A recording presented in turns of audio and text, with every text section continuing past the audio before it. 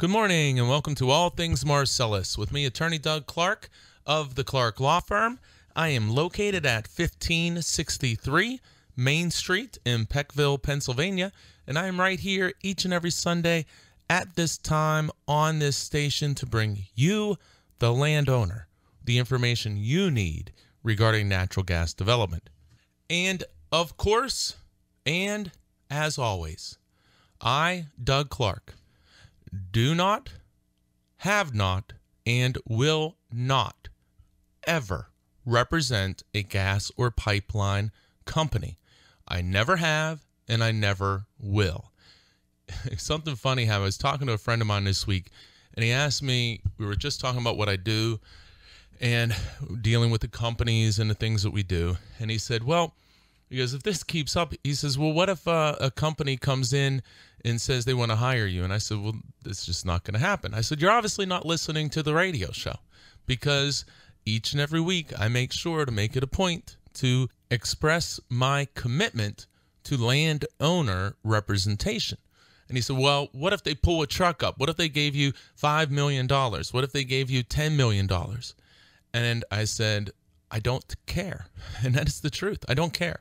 There is no amount of money. There is no amount of money that could ever result in me working for a gas or oil company, pipeline company. There just isn't.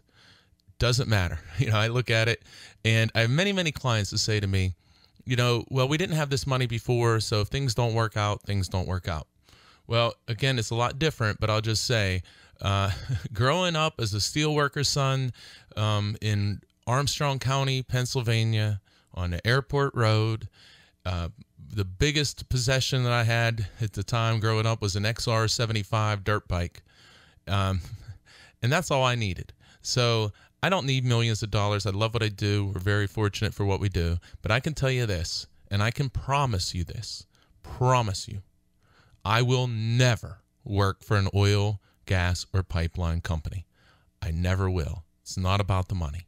It's about helping people who need assistance, who need the education on this subject. Not need education, but need education on this subject.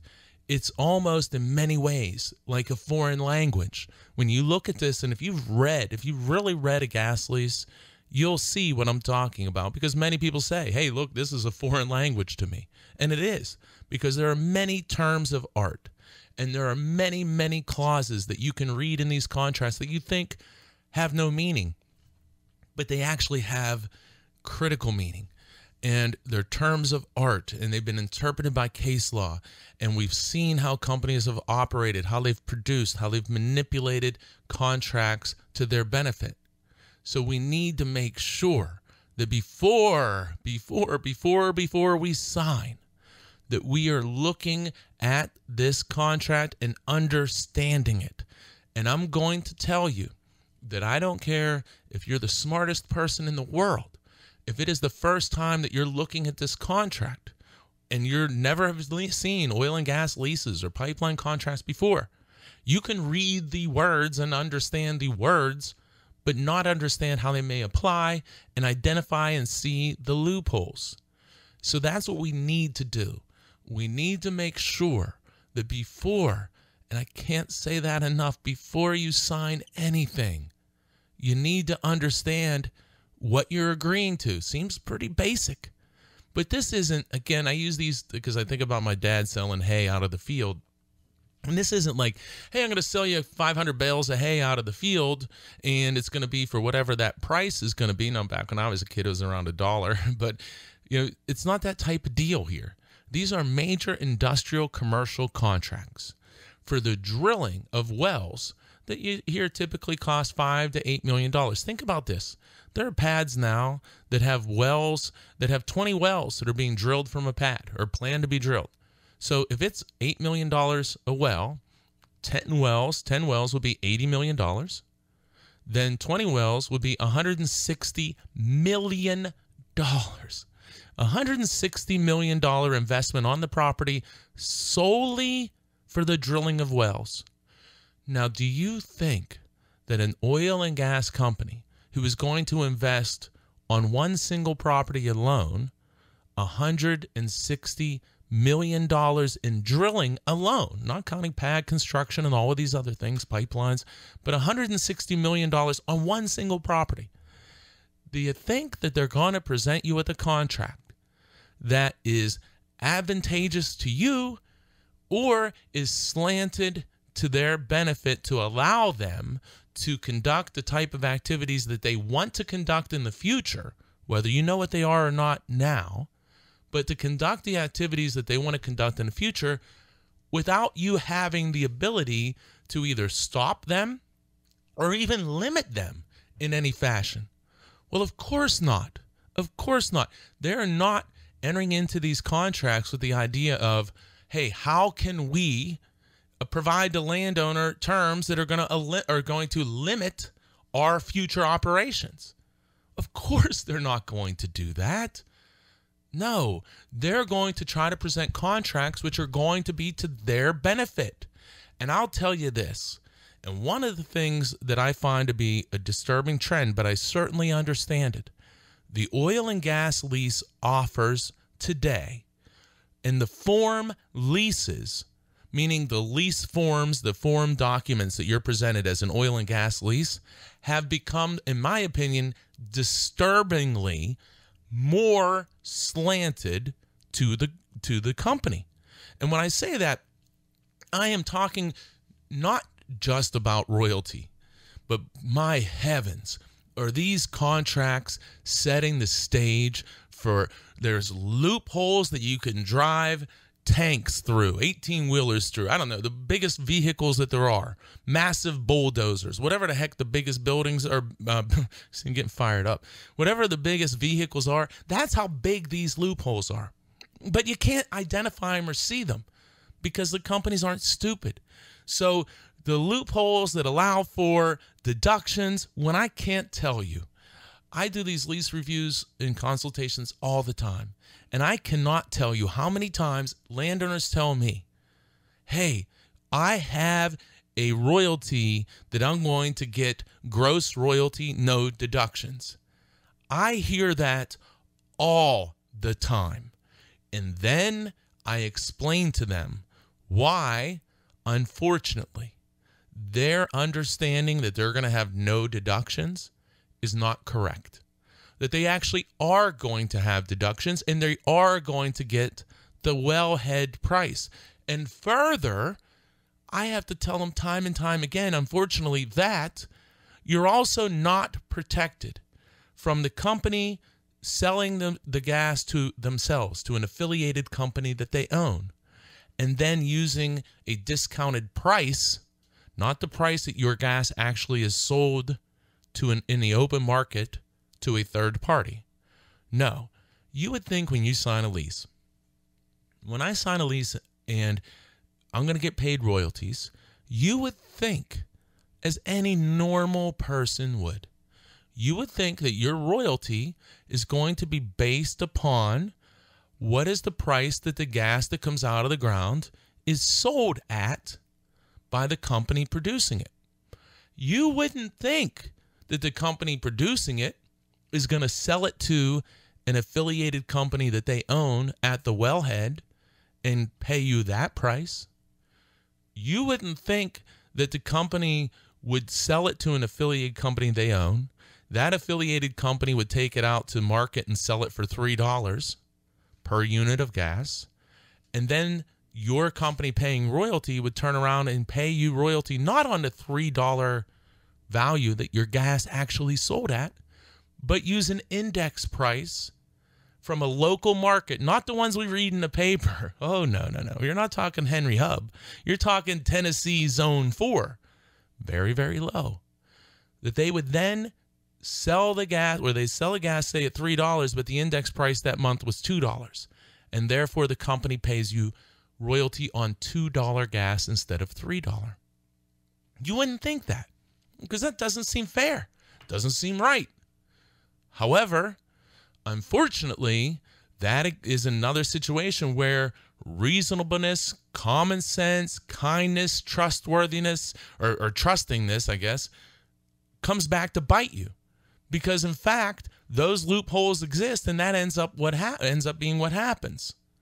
So we have to realize these, again, are major industrial commercial contracts by companies that have multi-billion-dollar market caps. These companies are not a joke. They are very serious, and they are engaging in very serious commercial operations on your property. Do you think that that contract that they present to you is going to be designed for your best interest? Well, if you do, I'm going to tell you, in my strongest of opinions, that you are unfortunately incorrect. And then I would also say, just look around and start asking people if you're correct. If they've signed gas contracts years ago and now are disappointed because the things that they thought, ask somebody getting royalties and royalties with deductions, ask them. Ask them, and I think you're going to find they're going to tell you, hey, look, you need to be careful. You need to make sure that you understand. I thought I understood. I was told certain things by the landman, and it didn't occur the way I understood it was going to occur. And now here I am stuck. And in royalties, I'm getting deductions at times that may take up 25, 50%, 70%, or even more of my actual royalty payments. So we got to get that information. Reviews, consultations, keep listening to the show, check out the websites, but we got to get this information out there. You're listening to All Things Marcellus with me, Attorney Doug Clark of the Clark Law Firm. Join me each and every week at this time on this station for All Things Marcellus, and give us a call. Learn about representation. Reviews and consultations, I talk about them all the time. I know I'm a broken record, but I assure you, I'm not a broken record because it's not something that makes sense. I'm not a broken record because this hasn't proved to be successful. I'm a broken record in talking about oil and gas lease reviews, pipeline contract reviews, multi-unit well reviews, any type of contract review before you sign. I'm a broken record because they work. They work. Time and time again. And I love doing them because I know that during that review and consultation, I am going to provide you quality information that you're not going to get from the company and probably nowhere else. You're getting information directly from me, who does this each and every day, who loves what I'm doing, and this is what I do. Oil and gas representation for the Pennsylvania landowner. So I really encourage you, give us a call. And if you don't like what you hear, that's okay. That is okay. I suspect that there's a good chance that you will like what you hear because most people who call end up becoming clients, at least for a review and consultation, because they take about an hour to 2 hours in most cases. And they're all done with me, and I do many of them. I do most of them by telephone, but anybody is welcome to come to my office for a review and consultation. Anybody from anywhere, as long as those gas rights property is in Pennsylvania. I do these reviews and consultations by telephone, get clients in Greene County, Allegheny County, Butler County, all the Washington County, all the western part of the state. And then, of course, Tioga, Potter, all the northern, central, Susquehanna, Bradford, Wyoming, and so on and so on. So regardless of your location, I know sometimes people think, well, I like to go sit down, and hey, you're always welcome. But don't let that location, don't let that be an obstacle to call. Call and learn and see if you're comfortable. Because the worst thing that can happen is you could do a review and consultation and spend about 1 to 2 hours, depending on how detailed and complex it is. You can do that, and you'll understand more than you ever did before. And if you don't want to do anything after that, that is entirely your decision. If you want to sign, you go ahead and sign. If you want to wait, you can certainly wait. If you want to have more discussions or additional representation regarding terms or negotiation, we can talk about that. But there is no pressure. One of the things that when I started doing this in 2007, one of the things that I did, I said, these people are being pressured. The landowners are being pressured so much by these companies and by the landmen. And one thing that I am committed to do is never, from my end, to ever apply any pressure to a client. I'm never going to do that. That's never going to occur. So we're going to explain. I'll explain everything. I'll give you the information that you need to know. I'll answer your questions in the best ways I possibly can. And you will be in a far better position after that call to decide how you want to move forward, or office visit. So it's a broken record. I'm a broken record. You hear me talk about reviews and consultations so much. But I want to assure you that the reason why I do is that every time we have these calls or these visits, people say to me, hey, thanks so much. I learned so much. Wow, I learned so much. And you get specific information about your specific case, about options, suggestions, recommendations, and you decide how to go forward. And again, it's self-serving because you're calling me, and it's a representation event, if you will. But at the same time, I know that these reviews and consultations have resulted in landowners getting hundreds and hundreds of thousands of more dollars, and literally combined into the many millions of more dollars, because they now understand their negotiation leverage, and they can maximize that leverage to get the most money they can and the best terms, best language that they can get in a contract. So I encourage you, give us a call, see if it's right for you, 570-307-0702, regardless of where you're at.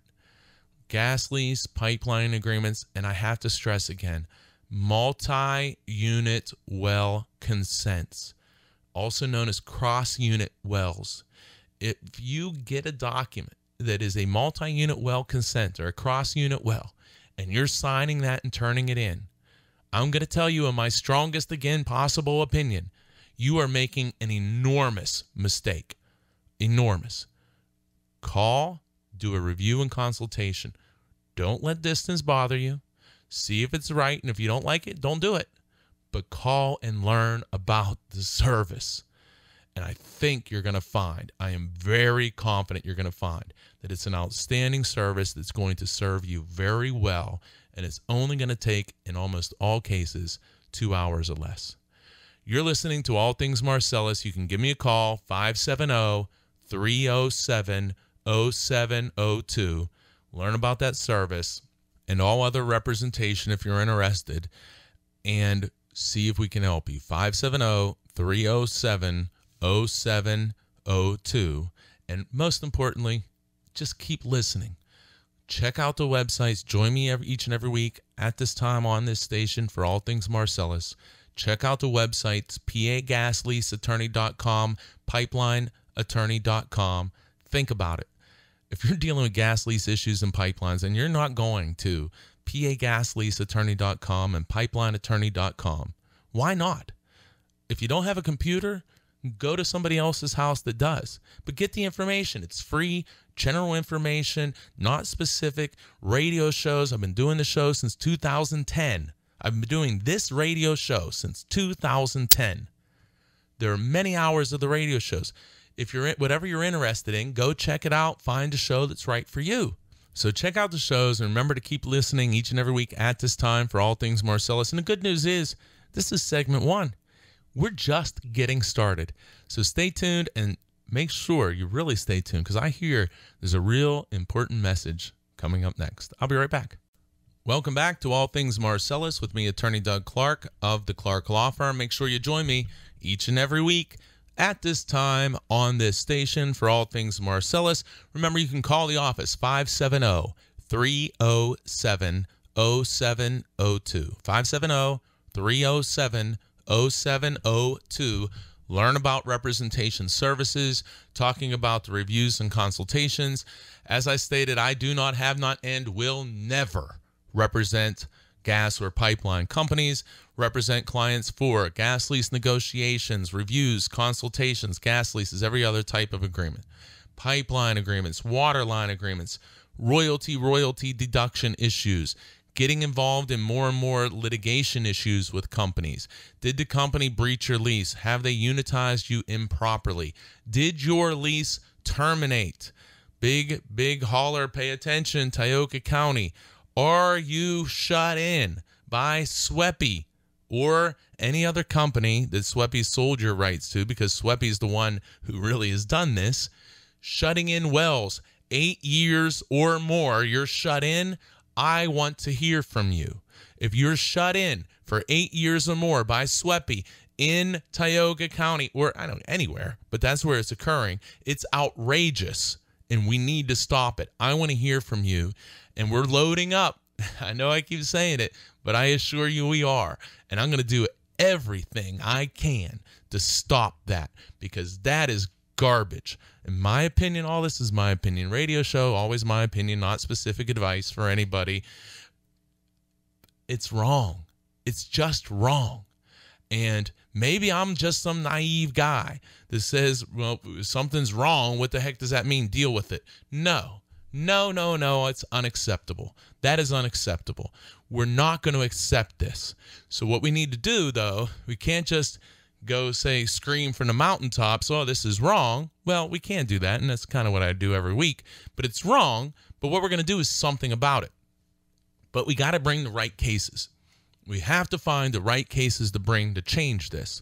So that's why I say I want to hear from people. I don't like to see this, but the better case is going to be somebody who's shut in for 8 years or more. That's the case that I really want to look at, and we want to talk about bringing to stop this. Because I say it all the time, and this just drives me out of my mind. You did not enter into a gas lease in 2005 or 2006 and expect ever that you'd be sitting there in 2018 and you'd be held by a vertical well that's capped, not connected to a pipeline, and just sitting there year after year after year, and you're locked in at a low royalty percentage, very bad deduction provisions, and virtually no bonus, and no ability to do a new lease for a new bonus, because you're being held by a vertical well that is shut in and is in regulatory inactive status. And I'm going to tell you, it obviously drives me out of my mind. My opinion, again, is just totally wrong. I don't see it anywhere else. I have clients, like I say, all over the place, and this is outrageous. So if you are in that situation, I really want to hear from you. Call. We'll talk about, we'll do the intake, talk about doing a review. I'm going to look at those cases. There's no charge to look to see if you have a claim that I feel is one that we can bring. So I want to hear from you. I really want to hear from you, because I want to stop this. And we need to benefit everybody to make this change. It's not fair. It's not right. Why should you be treated differently? Why should these leases be extended year after year and you're shut in? And they even put these wells in what's called regulatory inactive status. This is crazy, and it has to end. But the only reason why, and the only way it's going to end, is we have to do something about it. We need to find the right people in the right cases, because it gets technical, and we'll talk about it individually if you are in this category. But we need to find the right cases. We can't bring cases when people are shut in. Now, again, this is not specific, but generally speaking, if you're only shut in for a few years, that's not a great case to bring on this issue. So we need a time. It's unfortunate you've been shut in for 8 years, let's say. But if you are, you're a prime candidate to say enough is enough. And I'm telling you, I'm the guy to try to help you to do that. I'm just telling you that, because if there's one thing I want to change right now, and it's something I've wanted to change for the last several years, but now we're getting to the point where we can do something, in my opinion, because they've been shut in so long. 3 years ago, you were only shut in for 5 years. Now you're shut in for 8. Although it was a travesty back then, I don't think the case was nearly as good to bring.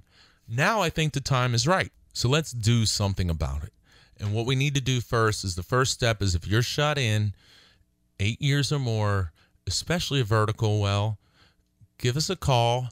We'll find out what you need to do, or you can find out sending me in this information. We'll do the research. Again, in this particular situation, there's no charge for the evaluation. And then we'll get on the phone and say, hey, look, think you have a claim, and here's the deal. Or, unfortunately, there's some obstacles, whatever the case may be. but there's no charge for that in this particular case. We need to do something about this. So I really want to hear from you. Call the office, 570-307-0702. 570-307-0702. I really want to hear from you. And while I said that, multi-unit wells, cross-unit wells, call the office for review and consultation. I can't encourage you enough. 570-307-0702. And keep listening each and every week at this time to All Things Marcellus with me, Attorney Doug Clark of the Clark Law Firm. So let's get into some substance of the show today. Well, what I want to talk about is, I often talk about this royalty double whammy, where you have this royalty clause, which is very advantageous to the company, even though you may think it's good for you. It gives the company an ability to take deductions. And then what they do is take deductions. You say, well, wait a second, I didn't think they could. Or they use affiliated sales and they pay you a lesser price than what the gas actually gets sold at in market to a third party. And he said, well, geez, I didn't understand all of those things. This is wrong. I want to bring an action. And then you find out that you have an arbitration provision, which means you have to go into arbitration. It's going to be very costly.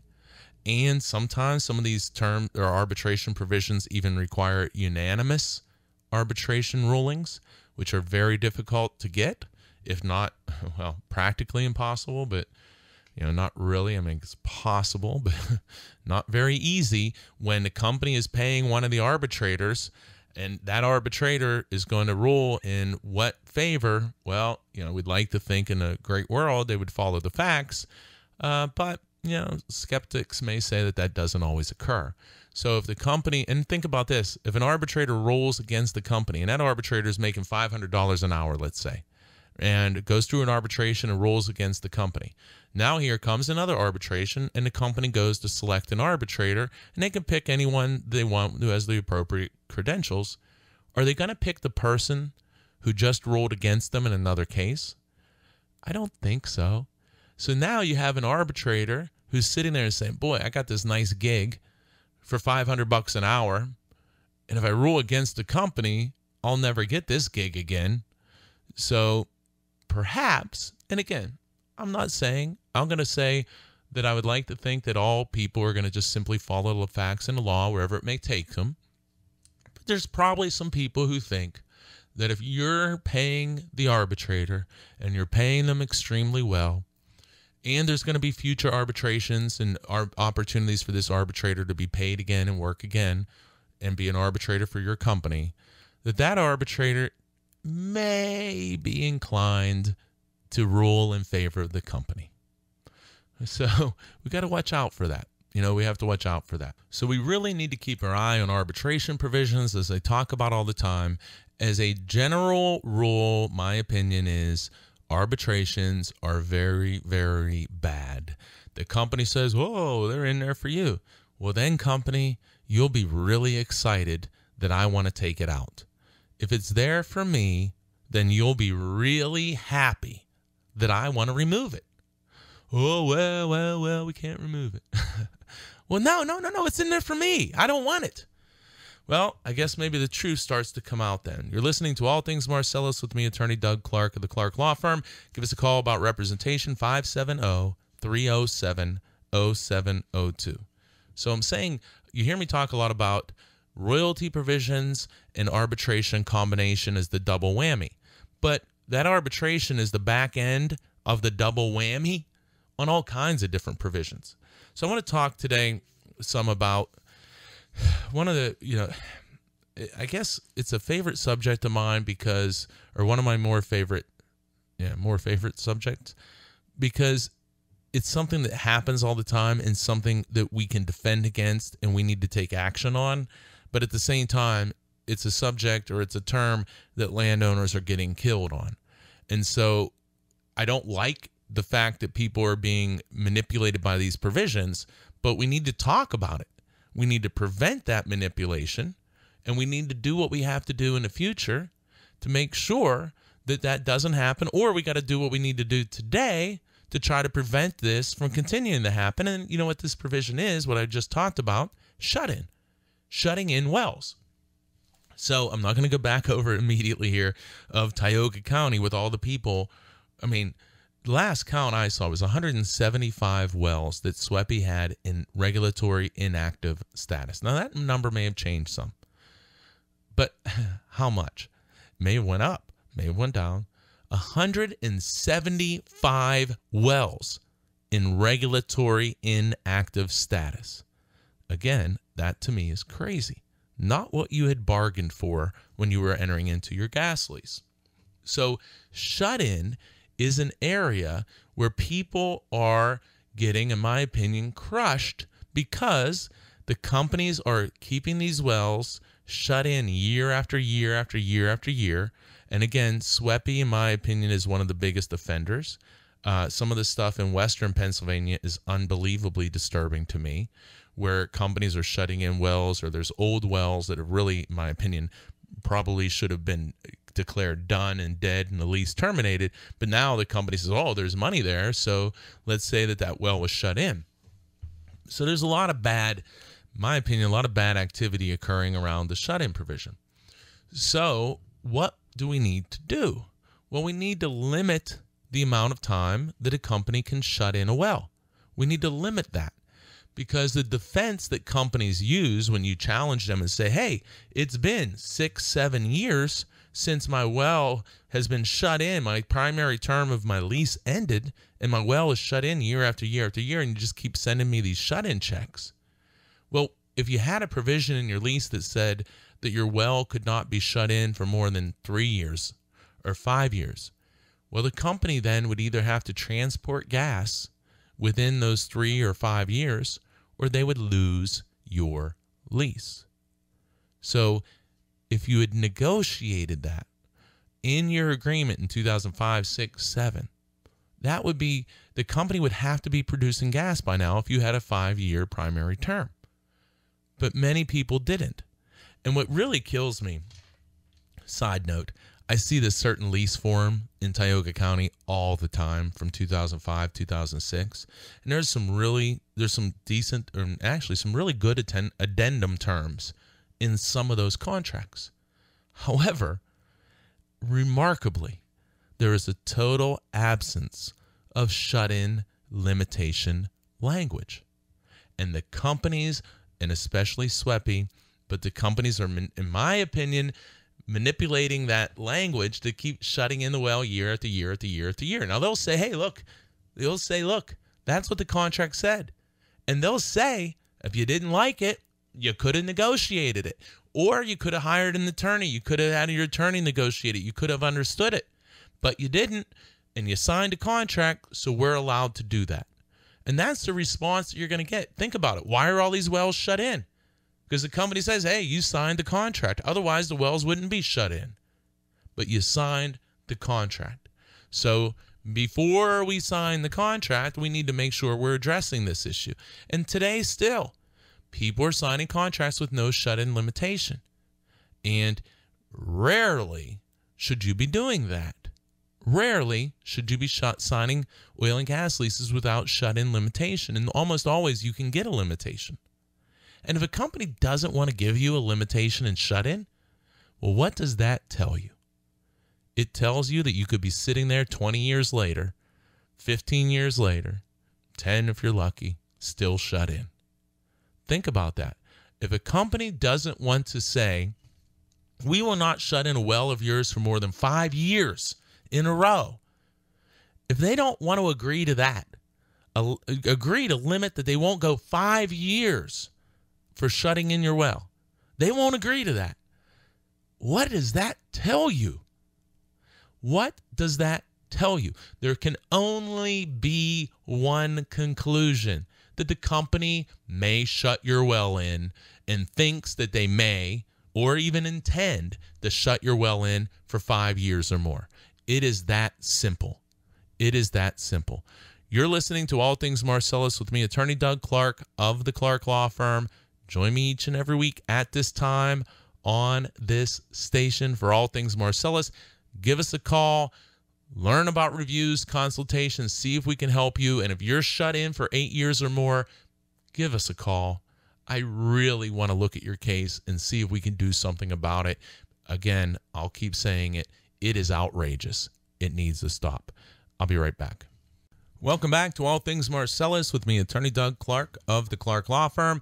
Give us a call, learn about representation, reviews, consultations, shut in for 8 years or more. I really, really want to hear from you. This is a mission to me. It is a mission to me. I think about it all the time, and I'm sure if you're in this situation, you think about it more than me. I am telling you, if you want to do something about this or see if we can do something about it, what you do is pick up the phone, 570-307-0702. 570-307-0702. I am so driven to stop this. I really am. I really, really am. So you keep staying tuned because we're going to do something about this. But give us a call, see if we can help you, see if you have a potential claim and if it's right for you to pursue. 570-307-0702. And just real quick, multi-unit wells. I keep saying this because I know that I really think I can help you. I really think I can help you. So give me a call, do a review and consultation.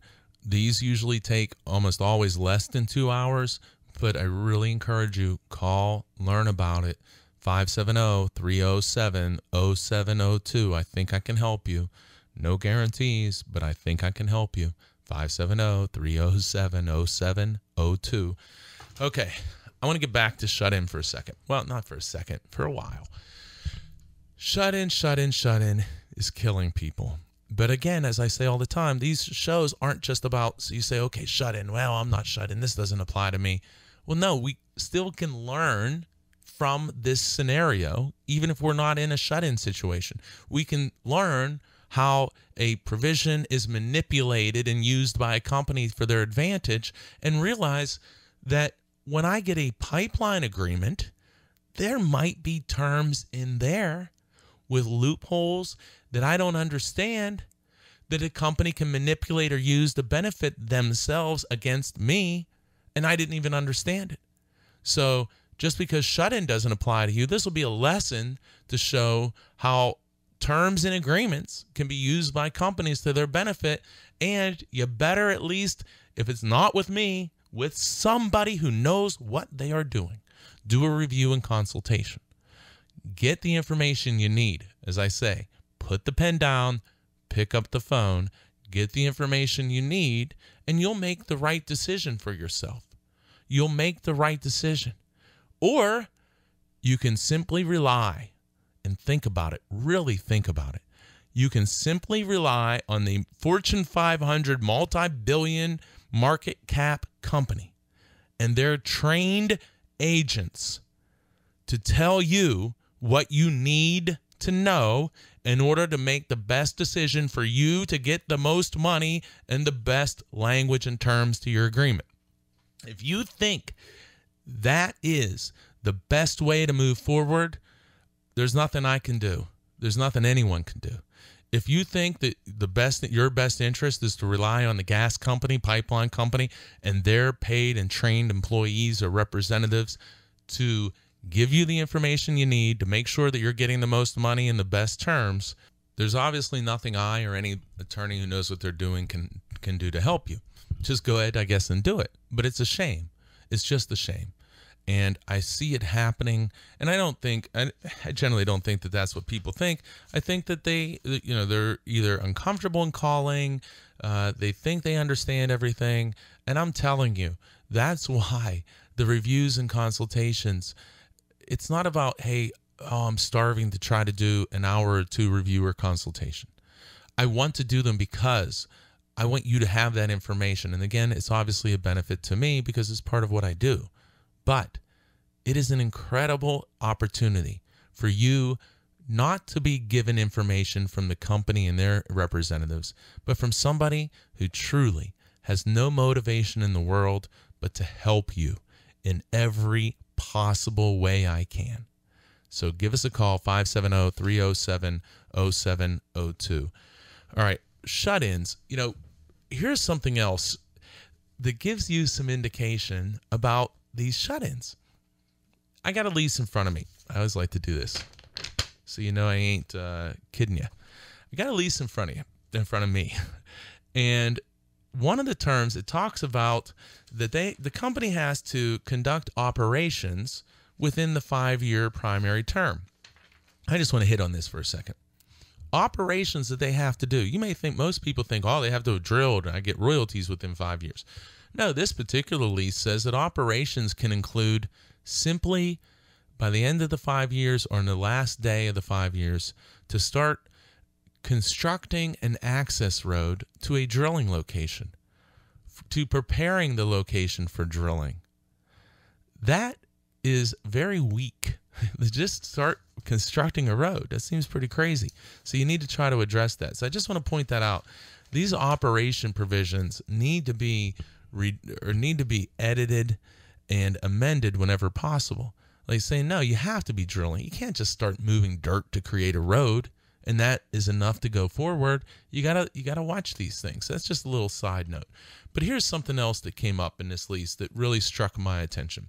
It involves shut-in, and it doesn't, well, let me say this.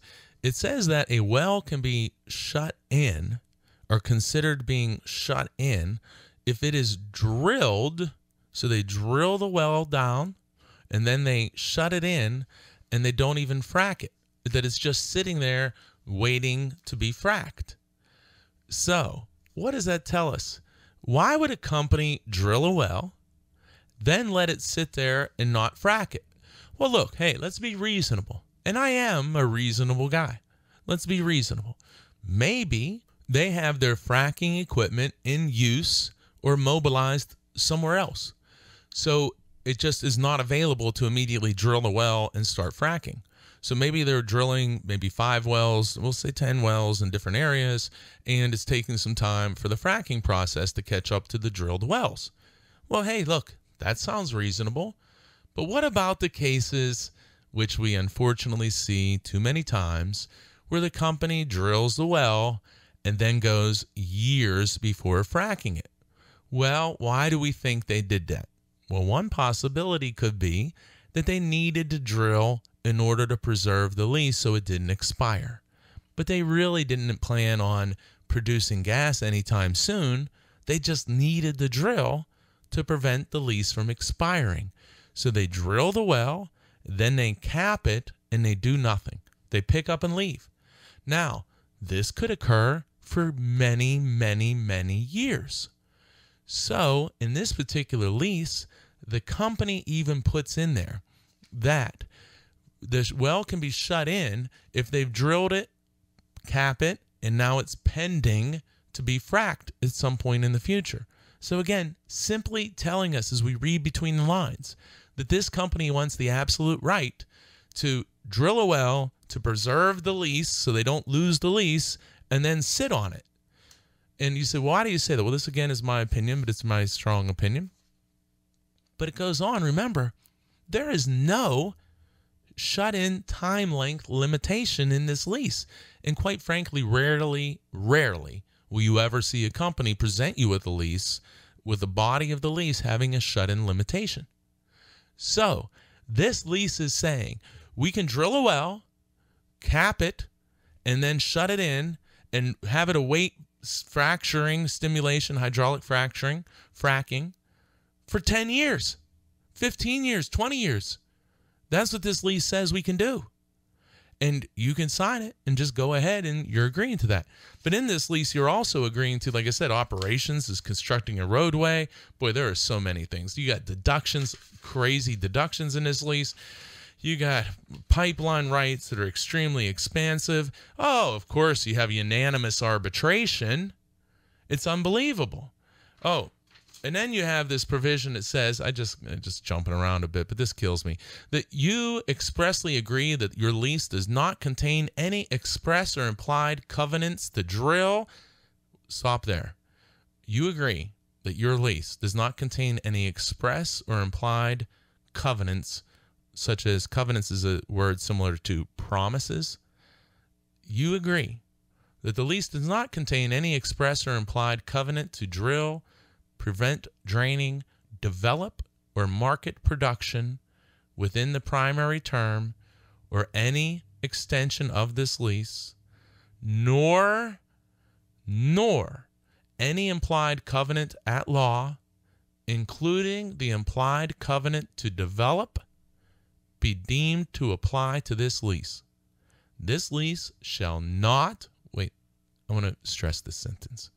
This lease shall not be subject to forfeiture, termination, expiration, or cancellation for failure to comply with any such express or implied covenants or promises. What does that mean? Be prepared that you could be sitting in a shut-in well for who knows how long, and there's no limitation. And if you say, hey, when I entered into this deal, this was a plan to actually drill. We did a lease for you to drill and produce gas. And they say, well, had you looked at paragraph 19 and read those sentences, you would realize that there's no such covenants or promises. None. No implied promise, and it's not in this agreement. And that's what they're going to point at when they shut in your well for 15 years is this waiting hydraulic fracturing. Now, look, I'm not saying that that's going to occur in every case, and it may not occur. But I'm going to tell you this. It can occur. It can. And I'm going to tell you this, too. Drive up to Tioga County and start, if you're in a different area, and talk to people and ask them what their experience has been with shut-ins and sitting there waiting, fracturing, or just sitting there just shut in a vertical well. Think about it. You got to change these things or at least be aware of what you're getting into. Put down the documents, pick up the phone. We're at the end of the third segment. You're listening to All Things Marcellus with me, Attorney Doug Clark of the Clark Law Firm, 570-307-0702. 570-307-0702. Keep listening each and every week to All Things Marcellus at this time on this station. And always stay real tuned in to these breaks. I'm telling you, I hear from everybody. They're really important. I'll be right back. Welcome back to All Things Marcellus with me, Attorney Doug Clark of the Clark Law Firm. Make sure you join me each and every week at this time on this station for All Things Marcellus and the information you need regarding oil and gas production here in Pennsylvania. Also, again, I can't encourage you enough. Give us a call. See what we do. See if I can help you. Learn about reviews and consultations. If you're shut in, you're in Tioga County, you've been shut in for 8 years or more, give me a call. Don't cash your check, your shut-in check before you call. Give me a call. Let's do a review consultation on if you're shut in for 8 years or more in Tioga County with SWEPI or any other company. Those reviews, there's no charge or anything for that.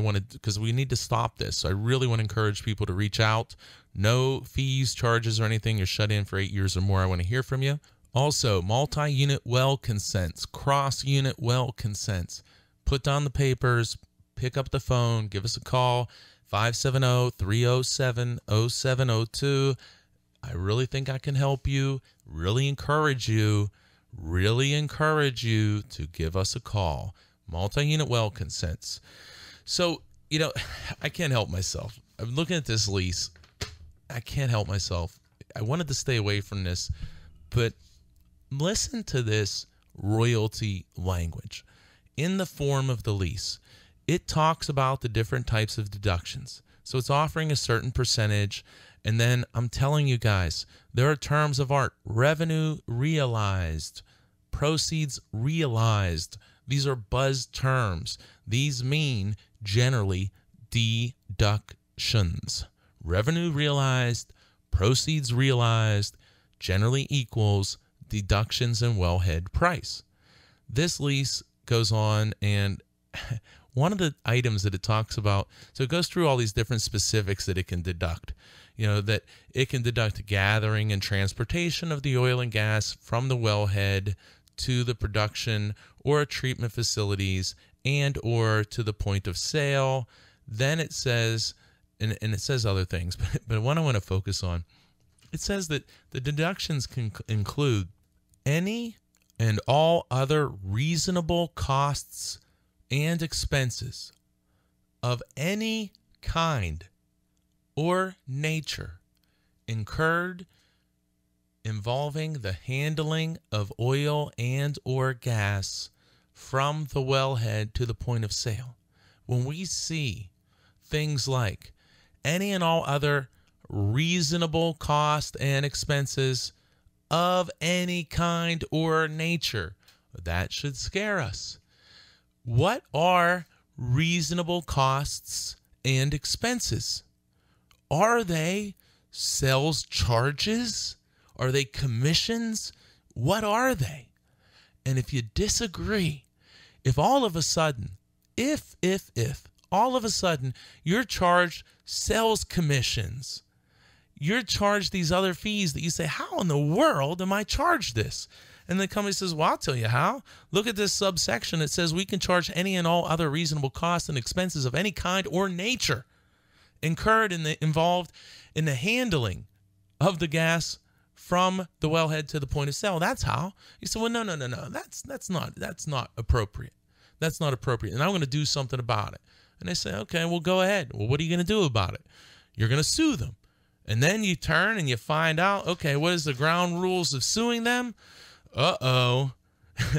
I have to go to arbitration. It has to be unanimous.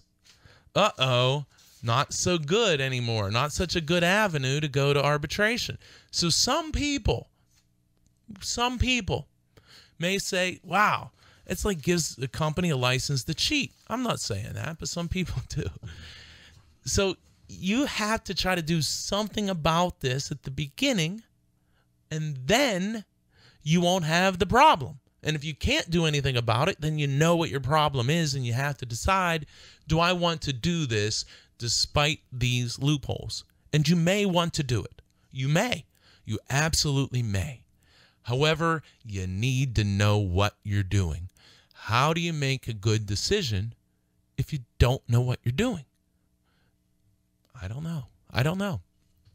So what do we need to do? We need to get this information to people and have people understand. And we need to stop signing bad agreements. We need to stop signing the agreements that the companies are just presenting to you on their form documents.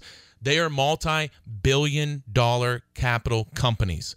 Multi-billion-dollar companies. And you're going to sign their form agreement that they have drafted. They drafted based upon years, based on decades of experience. And they're going to give that to you, and you're just going to sign it. What are you thinking? Get a review and consultation. If you're thinking, oh, I don't want to talk to a lawyer. Oh, it could be expensive. Do a review and consultation for an hour or two. Do something, but pick up the phone. Put the pen down and pick up the phone. We have to stop this. We have to stop it. We have to make sure that the Pennsylvania landowner, gas right owner, is informed and educated and is getting a square and fair deal. Just this week, it happened again. Started at $20,000, around $20,000, offer now over $100,000. Started with a phone call and a review and consultation. Doesn't happen all the time, but it happens a lot more than you think. I'm up against it. Remember, give us a call, see if we can help you. 570-307-0702. Put down the pen, pick up the phone, 570-307-0702. Keep joining me each and every week at this time on this station for all things Marcellus. Check out PAGasleaseattorney.com, pipelineattorney.com. Radio show will be up there tomorrow morning. And of course, and as always, remember, the landman works for the company, not you, the landowner. Have a great, great week, everyone.